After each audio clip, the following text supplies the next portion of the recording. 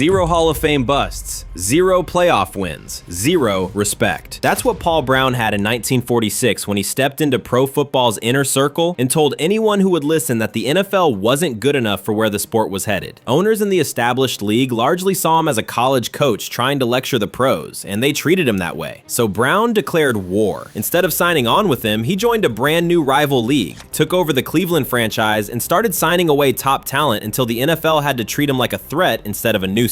But here's the part that explains everything. When Brown finally entered the NFL, his spite didn't stop. It just found a new target. Because 20 years later, Brown would fight a feud with his own owner so bitter it helped create a new franchise and turned front office power struggles into a permanent part of the league's DNA. And he's not alone. Al Davis would spend years dragging the NFL into court over who really controlled a team. And Vince Lombardi and George Halas were so paranoid about each other that they treated practices like state secrets, convinced the other side was always trying to spy. These three blood feuds are a big reason the Bengals exist, why teams can walk away from cities that thought they owned them, and why coaches can win 10 games and still get fired when they lose a war upstairs. So how did personal vendettas help build the most powerful sports league in America? It starts with understanding that before 1960, the NFL kept getting pushed to the brink by money problems, rival leagues, and internal politics. And every single time, it survived because someone's hatred forced it to change. The first war, Paul Brown versus every NFL owner who ever doubted him. Because what those owners didn't know in 1946 was that the college coach they laughed at was about to teach them a lesson that would echo for 50 years. Here's what the NFL looked like when Paul Brown entered that fight. The Rams had just won a championship in Cleveland and were bolting to Los Angeles. The Cardinals were sharing a stadium with a baseball team. Most players still needed off-season jobs selling insurance or working in factories. Brown saw opportunity. He approached Cleveland backers about starting a team built on a revolutionary idea. What if we treated football like an actual professional sport? Full-time coaches, playbooks, film study, players who only played football. Chicago Cardinals owner Charlie Bidwell is remembered in stories as saying, "This college coach thinks he can teach us about professional football? We've been doing this since he was in diapers." So Brown did something that would become his signature move. He declared war. Film to study teams, to study his opponent, and no coach had done that before. He helped launch the All-America Football Conference in 1946 and built the Cleveland Browns into a machine. To do it, he offered players significantly higher and more secure deals than many NFL teams were willing to pay, using money and professionalism as weapons. He brought in talents like Lou Groza, Marion Motley, and Bill Willis, building a powerhouse that didn't just compete with the NFL, it humiliated it on the field. The Browns were so dominant, they didn't just kill games, they helped kill an entire league. Cleveland went 52-4-3 across 4 AAFC seasons, so dominant that the league's competitive balance was wrecked, and the conference eventually folded. When Cleveland joined the NFL in 1950, the establishment wanted to teach Brown a lesson. They scheduled his team to open on the road against the defending champion Philadelphia Eagles, supposedly the moment when the minor league Browns would finally get exposed. Picture it, a gray September afternoon in Philadelphia, a packed stadium waiting to see the upstarts get humbled. In the tunnel, Paul Brown isn't screaming. He's calm, adjusting his glasses, holding a folded game plan like a legal brief he's about to file against the entire NFL. By the time the clock hit 0, the only thing minor league about the Browns was how small the old NFL owners suddenly looked. Cleveland crushed the Eagles, won the NFL title that year, and reached the championship game 6 straight seasons. Paul Brown didn't just join the NFL, he forced it to grow up, out of pure spite. Paul Brown will go down in history as one of the great all-time NFL coaches, and the Cleveland Browns were for real.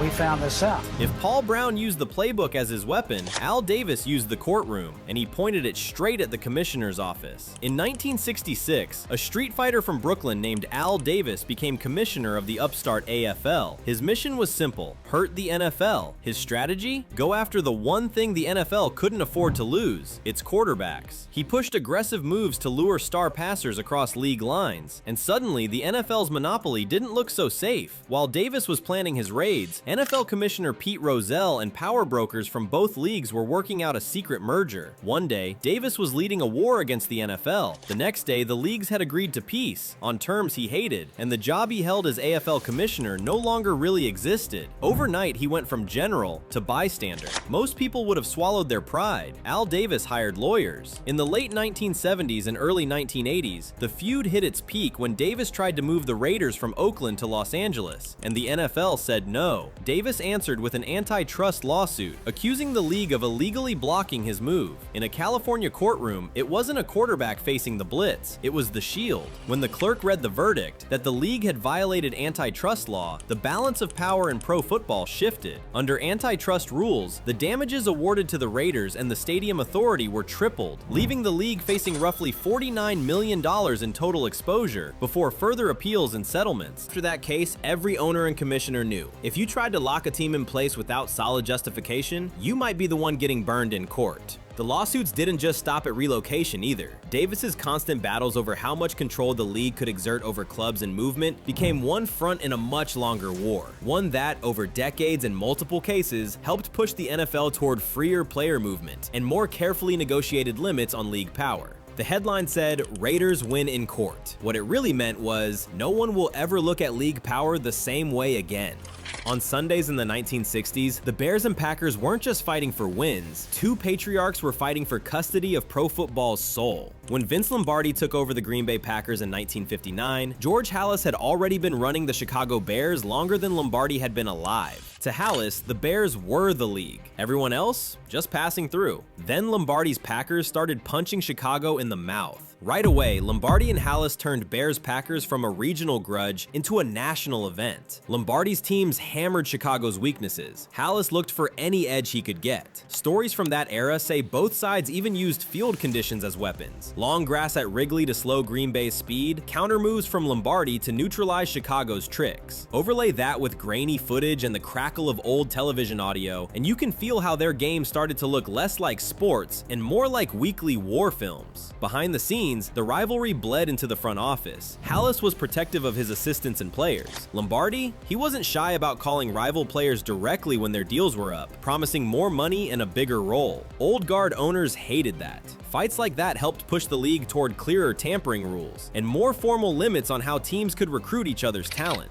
The hits were violent, but the real damage came from the paranoia they created. Bears-Packers games of that era were so intense and so scrutinized that they helped build the idea that one regular season matchup could own a national TV window. Decades later, controversial calls in nationally televised Bears-Packers games would become some of the defining moments in the NFL's evolving use of instant replay, feeding the sense that in a league this big, you can't leave everything to a human eye. Hey, if you're enjoying the video so far, we're a small channel trying to grow, so please consider subscribing to show your support. It really helps us out, and there's way more of these hidden feuds to uncover. Alright, back to the insanity, because what Lombardi and Halas did to each other was absolutely unhinged. Halas and Lombardi didn't just dislike each other. They helped teach the league that when two iconic brands collide, every edge, every rule, and every camera angle matters. Only in the NFL can a man build a franchise, get thrown out of it, and then come back in another city to haunt it twice a year. Art Modell bought the Cleveland Browns in 1961, walking into a building Paul Brown had created, staffed, and shaped down to the smallest detail. Brown wasn't just the coach, he was the system. Modell was a New York advertising executive who believed he was the future. TV deals, marketing, modern promotions. From the start, there was a power struggle. Brown insisted on total control over football decisions. Modell wanted more say, and more showmanship, including promotions and halftime entertainment that Brown thought were beneath the game. The tension extended to how they handled stars like Jim Brown, with disagreements over usage, discipline, and who actually called the shots. After a disappointing 1962 season, Modell made his move. It didn't happen in a locker room tantrum. It happened in a quiet office on a gray January day in 1963 during a newspaper strike. No cameras, no players, just the owner and the architect. A short conversation, a long silence, and then Paul Brown stood up, knowing the team that carried his name no longer belonged to him. Cleveland didn't know it yet, but that meeting had just created its future rival.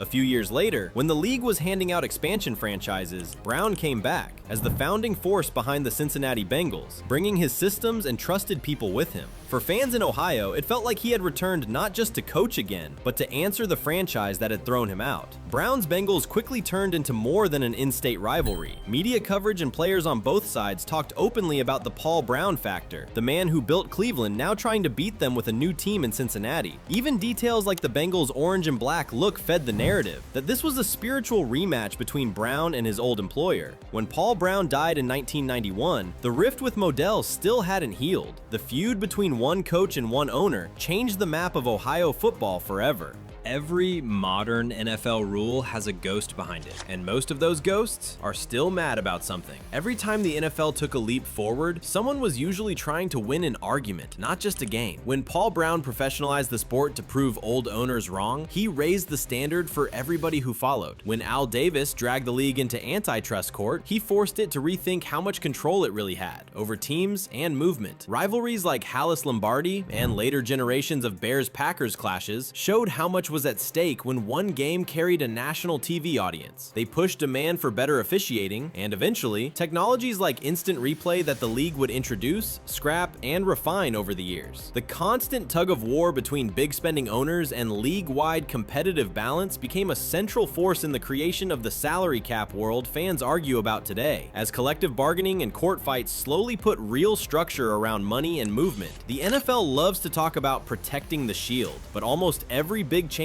happened when someone took a swing at it. The irony is that the NFL sells unity, one shield, one vision. But look at the record. Expansion decisions, antitrust rulings, TV contracts, free agency, relocation, replay. Over and over, the big changes came when someone refused to play nice. When a rivalry got so personal, the league had to rewrite its own rule book to contain it. Think the wars are over because everyone wears tailored suits now? The knives just got sharper and quieter. Bill Belichick spent 2 decades poking at the edges of the rule book while his Patriots racked up wins and championship. Play clock winding down. Delay of game, offense. This penalty's declined. It's 4th down.